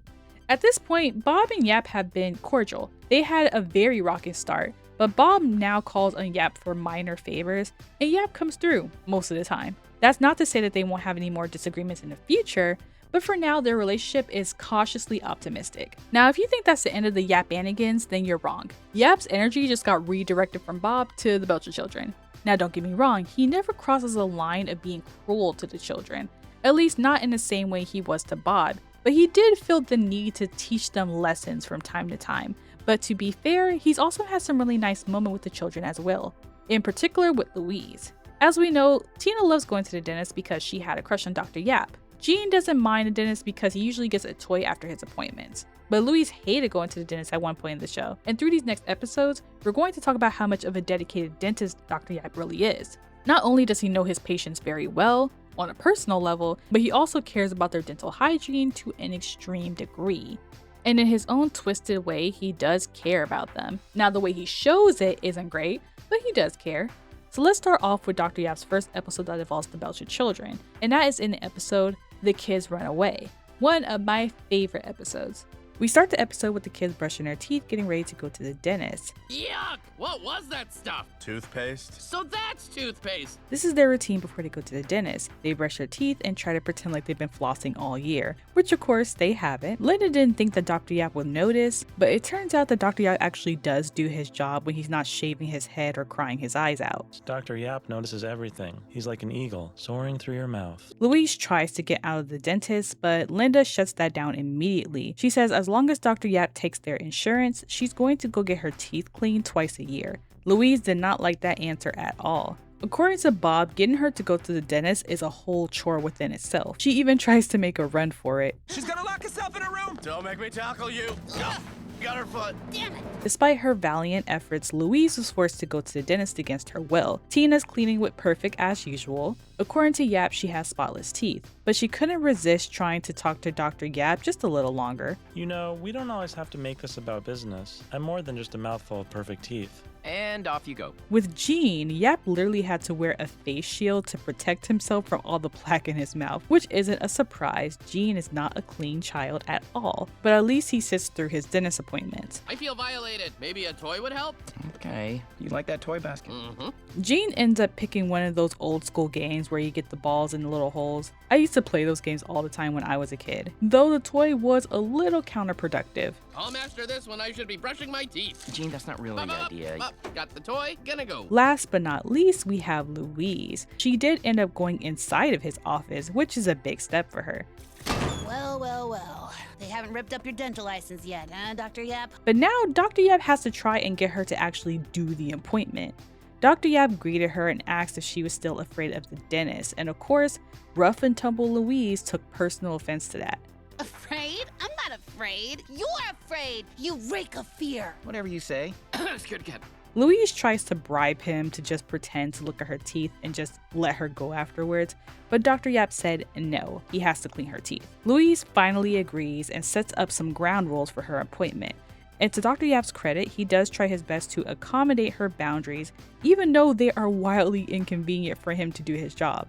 You're in and out in 2 minutes or I start biting. No loitering, scrape a gum, I slap your face. Got it? I know the rules, Louise. You're the boss. Dr. Yap tries to look into her mouth, but she barely opens her mouth to the point where he can't see her teeth at all. He tries to encourage her by saying that she was doing great and that they were almost done. Neither was true. But he was trying to both do his job and help her get through her fear, which is hard to do when he can barely see her teeth. But while he was examining her teeth, he saw something that caught his attention. But unfortunately for him, he accidentally scared Louise, which resulted in Dr. Yap getting slapped. That was fair. That was my bad. I didn't... You need to talk to me! You're right. I know. It was my fault. You got real quiet! No, I know. I always laugh so much because he just accepted the blame for getting slapped. He literally said, you know what? You're right. It's my fault. My bad for doing my job. Poor Dr. Yap just accepted his fate. He tries his best to accommodate Louise and he still gets hit. Though one could say that this is karma for all the pain he inflicted on Bob. When he found out Louise had a cavity, he stopped the appointment to go consult Bob on what to do. Bob, we have a situation. Did Louise hit you? Yes, but that's not the problem. He tells Bob about the cavity. Not only was this her first cavity, it was a bad one. This is a code red situation. Luckily, Dr. Yap had a cancellation so he could do the filling right now before she had a chance to process what was happening. Bob agreed that a surprise attack would be the best way to handle this situation. Now all there's left to do is to actually do the sneak attack. I don't want to go back in there. I really don't want to go back in there, Bob. Listen, you can do this. Yep. All right. Okay. So I'll see you later. Yep. All right. I need to stretch out a little bit. Yap stretched and said his prayers and went back into the lion's den. Dr. Yap tried to casually bring in more equipment and casually mention how he's just going to do a little touch up on her molar. Louise, being observant, noticed something wasn't right. She asked what the hell was all that equipment for, and Dr. Yap chose to tell the truth. A severe miscalculation on his part.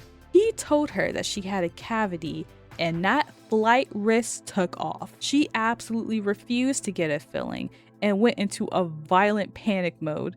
She not only sprayed him, but she also grabbed a scalpel and started waving it around him. The situation went from a scared kid to a dangerous kid in a blink of an eye, and Dr. Yap was getting all the backlash for simply doing his job. It's fun in there. It's fun. What's absolutely frying me is that Bob is casually reading a magazine as he listens to Dr. Yap screaming for his life. I know a little part of him felt avenged for all the BS Dr. Yap put him through. So I don't really blame Bob for not rushing to his defense. The last time he saw this man canonically was when he got punched in the face. And now his daughter is threatening to slice and dice him. Louise told Yap that she's going out the window and that she's never coming back. Yap told her that her parents are going to bring her back regardless because she has a cavity, but Louise doesn't care. She's just going to keep running forever if she has to. You're gonna wait 10 minutes till you tell my dad I'm gone. This is silly. What did I just say? Okay, all right, 10 minutes. I'm sorry. Adios, Yap! Louise jumped out the window and successfully ran away from the appointment. Poor Yap didn't have a chance. How do you talk down a child wielding a scalpel? You just can't. You just gotta either get cut or let it happen. And Yap chose to keep his fingers. He was shaking in his orthopedic shoes. Eventually, Dr. Yap did tell Bob that his 9-year-old daughter ran away from the office. She told me to wait 10 minutes before I told you, but I'm a grown man and she's a little girl, so I waited 8. You waited 8 minutes to tell me my daughter ran away? Don't tell Louise I didn't wait the full 10. Poor man was petrified of Louise, and I'd be scared too. That little girl is crazy. The key to never getting your ass beat? Knowing when someone can beat your ass. This all spirals into a Louise running away plot. She had a go bag ready, she called from a payphone, and she even tried to stay in a hotel. But when they threatened to call the police so that they can take her home, she ran away. Linda was distraught. She could have fallen into a crevice. Do we have those, Bobby? How deep are they? Oh, God. Bob was irritated. Louise, it's your father. Just come home and get the stupid filling. Sorry, Dad, that's not gonna happen. And her siblings were worried too. But because Louise is 9 with very little money and no plan, she ends up running away to Gail's house. Gail barely question it. I wrote you weeks ago about staying with you. Oh, that darn mailman must be taking my letters. If that's his way of getting me to notice him, it's kind of working. Linda ends up calling Gail to ask if she's seen Louise, and Gail told her that she was there at her place. Linda told her about the running away thing and explained why she wanted to run away. Gail understood Louise's point of view of being scared to get a filling. She ran away, Gail. Oh my. Where'd she go? She's at your house, hon. Oh, right. She's afraid of the dentist. She got a cavity and she doesn't want to get a filling. Well, who does? Now, the majority of this episode doesn't have much to do with Dr. Yap. It's mostly Louise staying at Aunt Gail's, Linda making a bet with Louise that she couldn't last the whole night there, and then using her secret agent Tina to cheat. Hey, you gotta fight crazy with crazy. Well, Louise guessed this from your side of the family. You don't think I know that? What are you doing? Stop that. Louise does pull through and wins the bet despite all the meddling and cheating, so they had to go nuclear. They told Tina to give Louise a big bowl of ice cream to do the unthinkable. My baby! Our baby! We had to do it. It was the only way. To them, it was the only way to show Louise the urgency of getting a filling. But Louise was still scared and in pain, and this is when an unexpected MVP steps up to help Louise through her fear, Aunt Gail. I know you're afraid. I'm not afraid! Unscrew it, I'm afraid! I know a little something about fear. You've seen my life. Yeah, it's bad. So why don't you let Aunt Gail help you get through this, okay? Gail actually had a brilliant idea. She leaned into the power of imagination and playing to help Louise get over her fear. Gail asked her what character she wanted to play, and of course, Louise chose to be a spy. They pretended that they were secret agents on a secret mission, and Louise was of course the main super spy that's going to save the world. And the best part was that everybody participated in this, including Dr. Yap. Though he couldn't resist subtly flirting with Gail by telling her she looks good. He clearly wanted to spin the block on her one more time.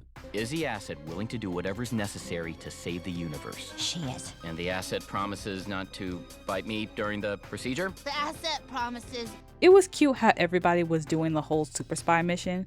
And the best part was that it was genuinely helping Louise get through her fear. She struggled a little bit at first. The antidote is in this needle. Woo!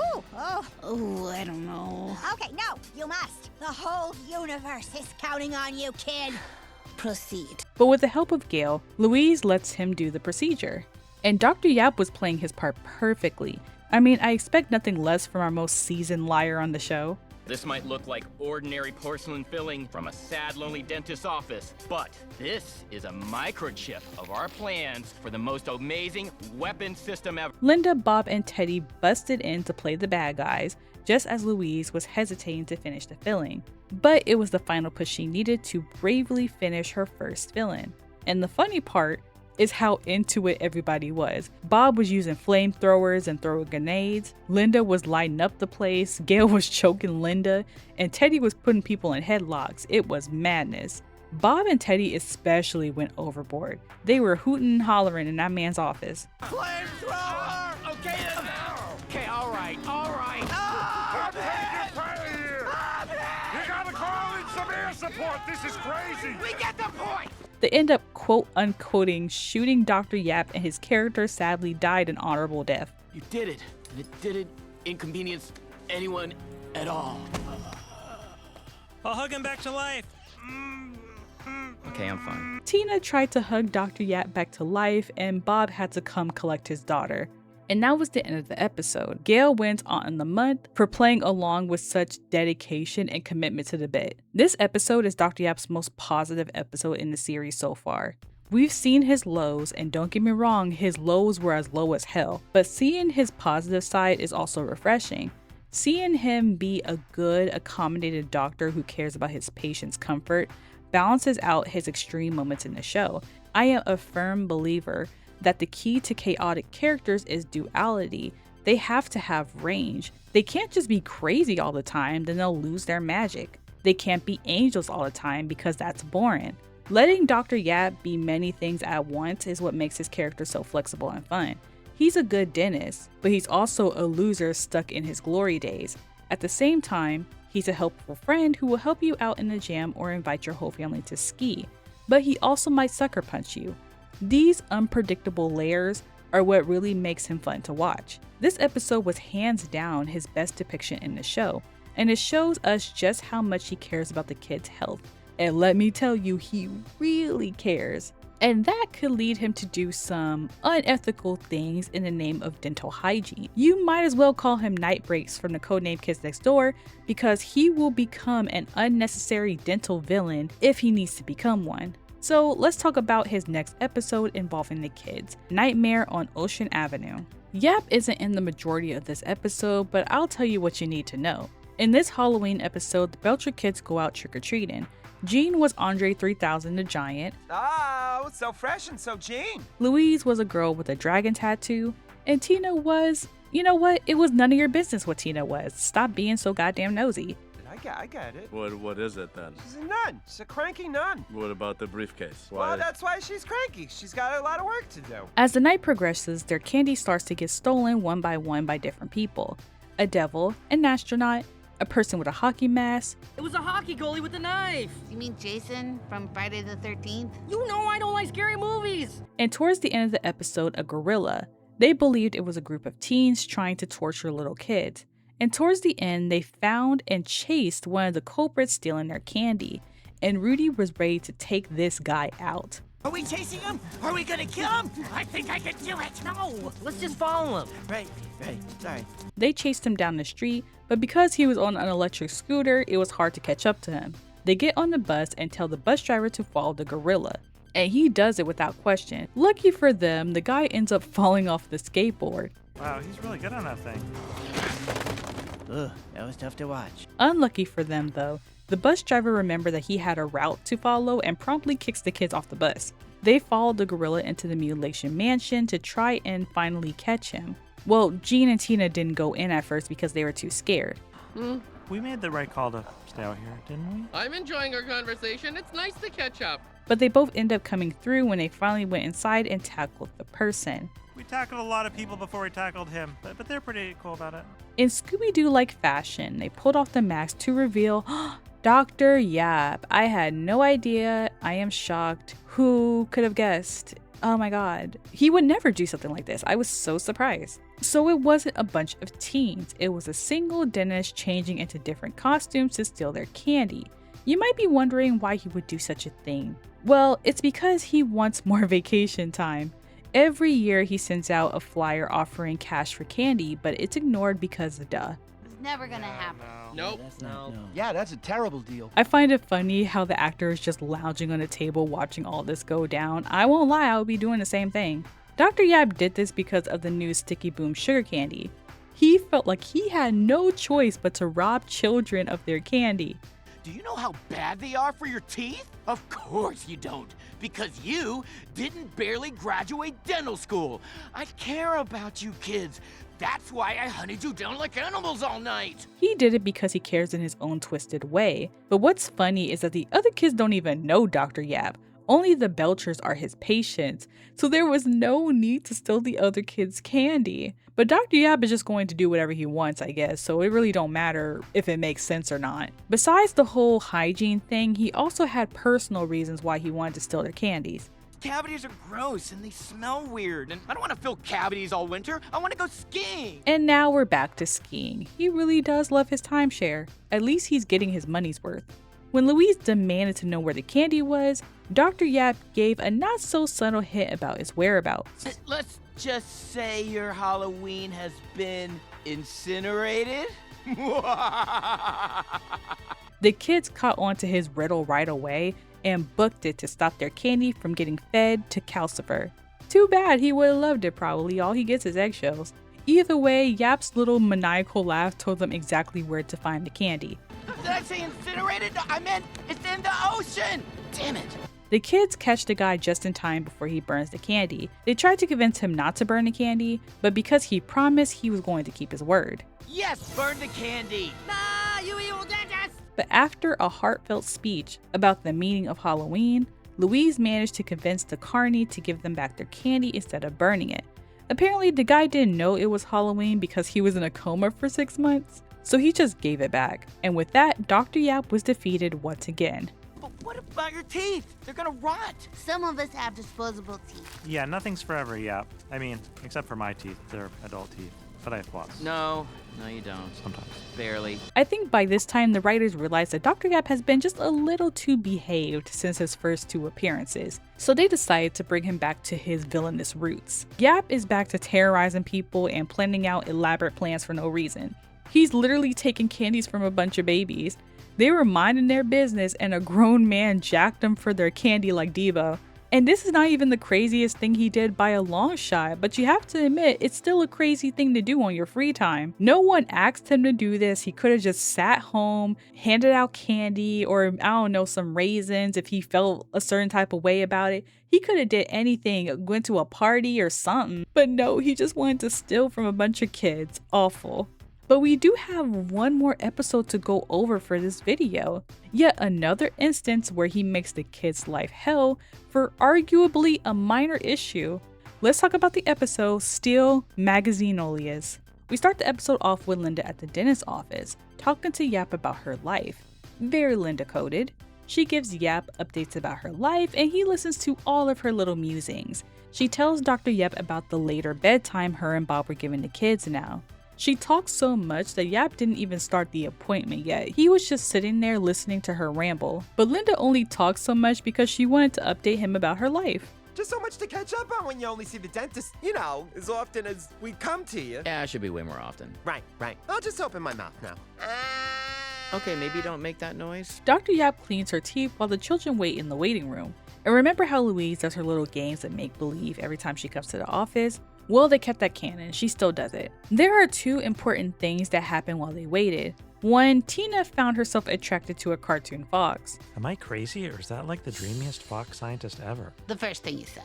And 2, Louise and Jean was playing a dots and boxes game. Normally, Louise will win and Jean tends to lose. Jean isn't very good at puzzle games or games where there's strategy involved.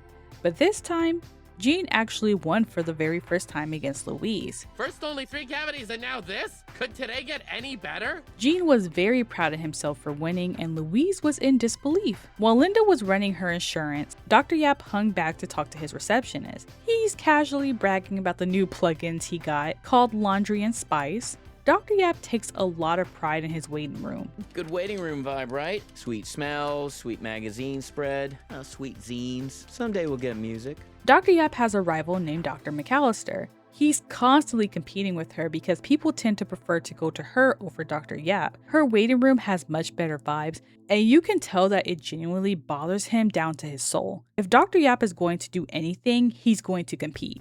Dr. McAllister has music in her waiting room. I know, and animals, but you don't work there anymore. You work here, and it's more fun, right? Mm-hmm. I don't miss it at all. I personally wouldn't mind getting an episode about his rivalry with her. Jean shows Dr. Yap his winning game and asks if he gets an extra toy for winning. Yap said no, but offered floss instead, but Jean declines to offer very politely. And lover girl Tina is still thinking about that scientific fox. How about we stop hogging the magazine, huh, buddy? Sorry. Hey, you. Please don't stroke the magazines. Yep, I didn't kiss it either when no one was looking. I bet Tina already written a Zootopia-themed story with that fox, I guarantee it. After the appointment, Dr. Yap actually ends up stopping by the restaurant to supposedly eat. He tells Linda in a slightly accusatory tone that someone stole his magazines from his waiting room. It's clear by how much he was side-eyeing the kids that he was suspicious of them taking it. I mean, I purposely subscribe under the name Dr. Don't Take This Magazine, so it says it right there on the address label for everyone to see. And you think that'd be enough? Yeah. The passive aggressiveness is radiating off of him. He is seething with rage. Tina and Louise didn't seem to know anything, but Jean was noticeably shifty and quiet. He takes his sisters to the back of the restaurant and confesses to them that he did steal a magazine. Sexy fox scientist. Oh man. Jean. Our Jeannie Beanie is a thief. Now normally Jean knows better not to steal. It was an impulsive decision stemming from the dots and boxes game he won. He wanted to keep the game he won as a memento for finally winning something. So he made a rash decision, and unfortunately, he crossed the world's most pettiest dentist. Now, this is one of the few times where Dr. Yap's annoyance was justifiable, but as usual, his methods are what the problem is, as well as his anger level. I understand being annoyed by getting stolen from, but Dr. Yap isn't just annoyed, he's seething. A healthy person would have just called Jean's parents, but Yap? He's going to wait in the restaurant and passively aggressively threaten the children. Anyways, Jean pleaded with his sisters for help, and of course they came up with a plan to cover for him. The plan was simple. They plan to just say nothing. Dr. Yap has no evidence, so they just have to play it cool. But she pulled herself together to get Jean out of it. Plus, she gets to keep Professor Foxtail, so it's a net positive for her. Dr. Yap passive-aggressively waits in the restaurant and tries to psych out the kids. I cleared my schedule. Nothing on the books for the rest of the day. So I've got all the time in the world. What if there's a dental emergency? They're all dental emergencies. Dr. Yap just comes out and says that he knows that they were the ones who took his magazine. Louise pretends to be shocked and demanded to know what evidence he had for these baseless accusations. And he told him that he noticed it was gone when he went to fan his magazines. He usually does it after his patients leave, because according to him, he's better at it than his receptionist Dorothy. And when he went to fan it after the Belchers left, one of the magazines was gone. Mind you, Linda and the kids were still in the building when he noticed his magazine was missing. In fact, they were still in the hallway of his office, meaning he could have just stopped them right then and there to check for himself. And he could have just had this whole thing wrapped up in a matter of minutes. But instead, he stewed, came up with the revenge plan, and cleared his entire schedule to execute it. His level of petty is almost aspirational. I am so sick and tired of patients stealing my magazines, messing with the vibe in my waiting room. I mean, what if I came in and stole all your napkins? Doesn't feel good, does it? I mean, they're there for people to take. Here, I insist. In all fairness, Dr. Yap gave them a chance to give him back his magazine. If they do it right now, he'll just go about his business. He didn't even tell their parents yet. It was very unlike him to give them a chance to come clean. Usually he would go straight to revenge mode. On the other hand, this is a lot of effort over a magazine. He's literally camping out at their house, stewing in anger until they give it back. Technically, he is in the right, but is also incredibly spiteful. I almost respect his commitment to harassing people. Either way, he did give him a chance, but again, the kids just denied they had it. So Dr. Yap started his plan with the classic threat of their freedom. It'd sure be a shame if somebody told your parents about all this and you got your special later bedtime taken away. How'd you know about that? A little bird told me. Your mom. Your mom was a bird. Once Dr. Yap threatened their later bedtime, Louise stopped the operation immediately. The girls called for another emergency kid meeting, and they tell Jean that he has to give the magazine back. They were not risking their later bedtime over this. Jean tries to come up with a plan where Dr. Yap goes to Canada, falls in love with it, and eventually moves there. It won't work. Dr. Yap's a huge 4th of July fan. He talks about sparklers a lot. Eventually, Jean gives in and agrees to give the magazine back. But instead of just handing it back to him, they decide to sneak it back into his possession, so that he can't turn around and tell on them anyway. They rightfully do not trust him to just let it go without some form of retribution, so they have to return it in a stealthy manner. Linda chats with Dr. Yap and notices his car across the street. The cool one, as Dr. Yap puts it. She advises him to move it down the street to avoid getting a ticket. She also tells him that his window is rolled down a little bit, and since he has a nice car, there's a chance that it could be broken into. Unfortunately, his window isn't really working because he has a hard time finding a mechanic for his very special Porsche. Wait, what kind of Porsche is that? A Mazda. Yap loudly tells everyone that he's going to go move his car, but he'll be right back. The kids heard the entire conversation and they hatched a plan to put the magazine in his car through his broken window. Though Jean did get the plan a little mixed up at first. Yap's car. Steal Yap's car so that stealing the magazine won't seem like a big deal? No. Jean and Louise were going to be the ones who would sneak the magazine back. Tina was in charge of distracting Yap. Jean was a little sad to part with the magazine, but he had no choice at this point. Dr. Yap returns and he's even more irritated than before. And I'm back! And now I'm even more annoyed because I tripped on the sidewalk in front of a bunch of cool kids. I shouldn't be surprised that at his big age, he's worried about what a bunch of random kids on the street see. Like, sir, you're a doctor. Act like it, god dang. Tina stays back to distract Dr. Yap while Jean and Louise goes to sneak the magazine back in his car. Tina awkwardly tries to make small talk, but she's obviously nervous about the situation. Why are they called teeth? Shouldn't they be tooths? Our restaurant has booths, not beef. Where's the magazine, Tina? The two kids succeeded in making the drop and went inside in time to join Tina. Yap is fed up at this point and is ready to go snitch to their parents. The Yapster is done playing around. I'm just gonna tell your parents you stole my magazine, and you're gonna be in so much trouble you're gonna go to sleep at 4 p.m. like little baby. Louise stops him before he can tell and asks him if he's sure he's checked everywhere. His cushions, the office, or maybe his car. I mean, I'm thinking about coming back with a search warrant to check your whole house. She suggests that he should go look in his car one more time. Dr. Yap was skeptical at first, but decided to go check his car anyway. They made a point to say that if he's going to accuse them, that he needs to be really sure before he does it. So he goes to look. Of course, he finds the magazine and is thoroughly confused. He was still puzzled and tried to think of a scenario where it could have ended up in there. I don't know how it got in there. Maybe I accidentally fanned the magazines too hard and it went into my dentist coat.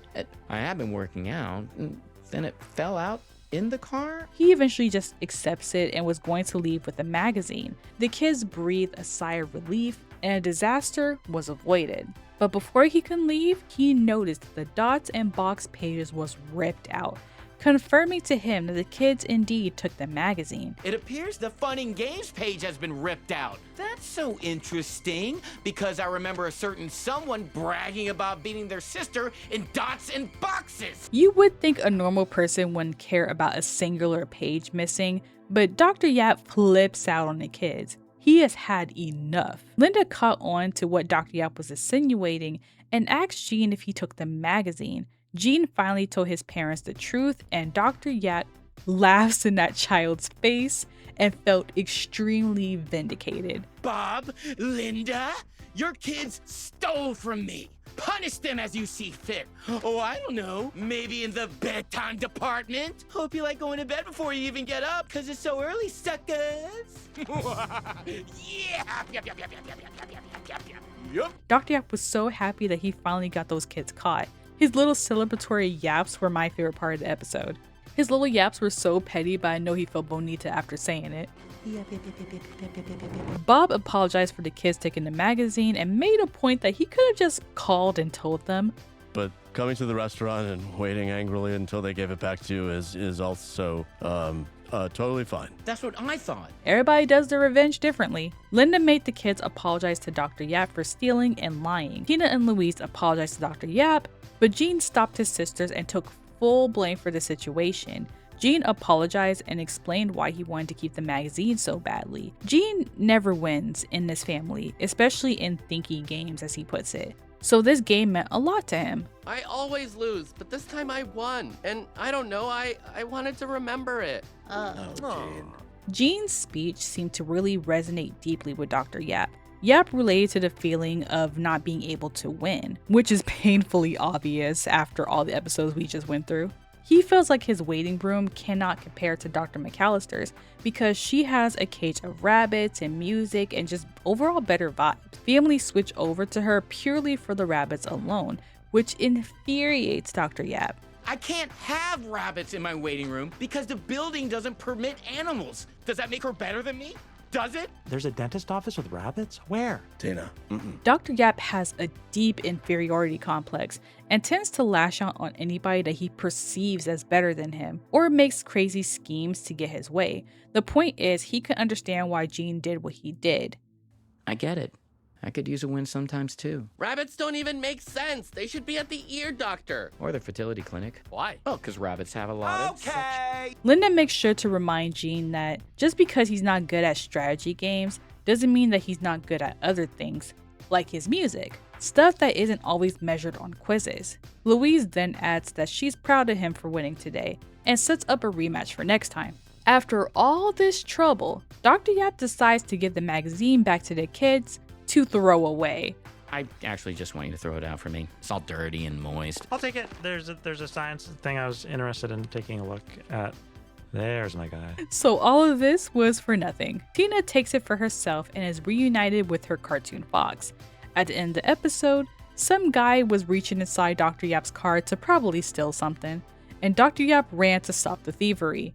Hey, get away from my Maserati! I thought it was a Porsche. Parts! It's both! Mostly Honda! And that is the end of his main appearances so far in the show.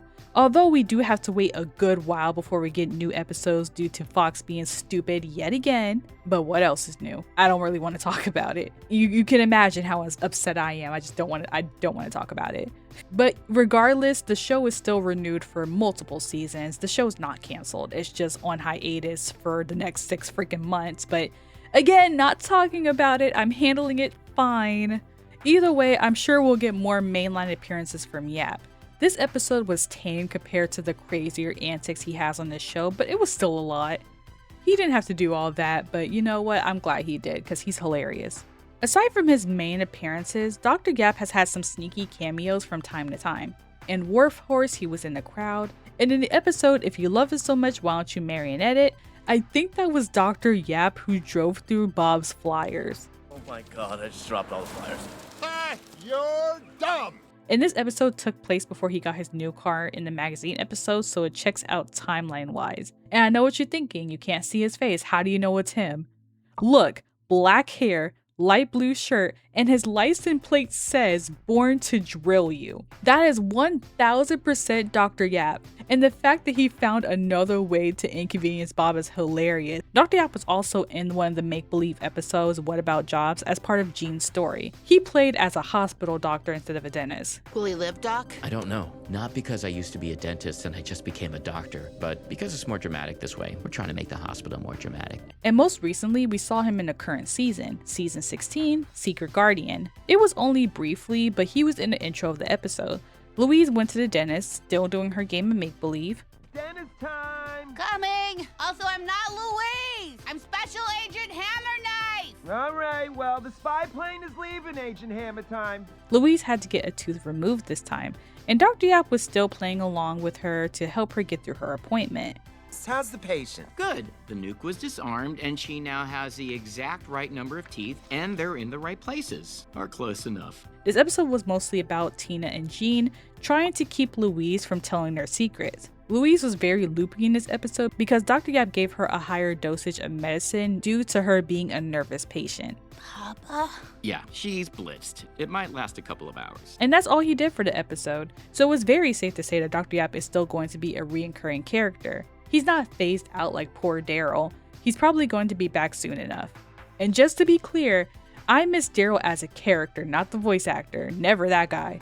I just wish they would have just replaced his voice actor like they did with Pesto, instead of just making him a background character. It is so weird how Daryl was such a big part of the friend group with the kids and just disappeared one day. But that's a different topic for a different day. But as far as Yap goes, that's officially all the appearances he's had so far. Dr. Yap is such a unique character. I love whenever he's on screen. He's always funny even when he's being nice. Dr. Yap has so many memorable quotes and moments in the show. I would categorize him as an iconic character. He's been here since the beginning. He's baked into the very DNA of Bob's Burgers. Sure, Dr. Yap goes overboard and he's very much crazy, but I still have a soft spot for him. His good moments balance out all the crazy stuff he does for me. But I love the chaotic, messy character, so of course I'm going to like him. His vengeful side really tickles me. And the best part is that they're just stuck with him. No one else is going to take the Belcher's assurance, so his weirdness is just part of their lives. Dr. Yap is everything a side character should be. Memorable, funny, and flexible, and a little weird. And I personally look forward to seeing what his character does in future seasons. So, here's to Dr. Yap. Your not-so-friendly neighborhood, chronically single, stuck in his youth, insecure but still insanely iconic dentist. A truly fantastic character in the Bob's Burgers universe. Thank you guys so much for watching. I hope you enjoyed this video. Tell me what was your favorite Dr. Yap moment. His college era episode was definitely my personal favorite. Yap was acting a straight fool in that episode. Anyways, I will see you guys in the next one. Bye!